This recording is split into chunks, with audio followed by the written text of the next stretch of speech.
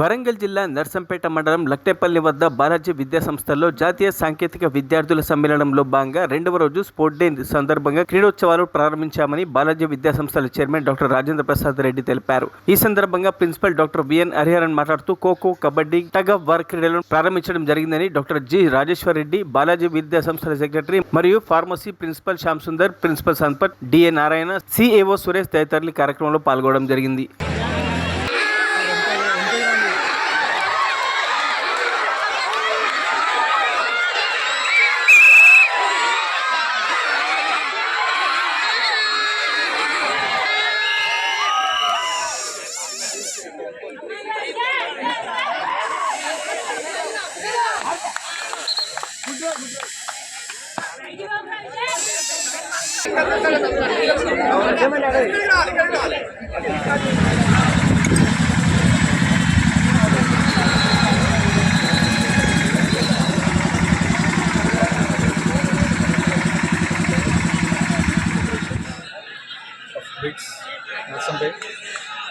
ఈరోజు sports day జరపడం జరుగుతుంది.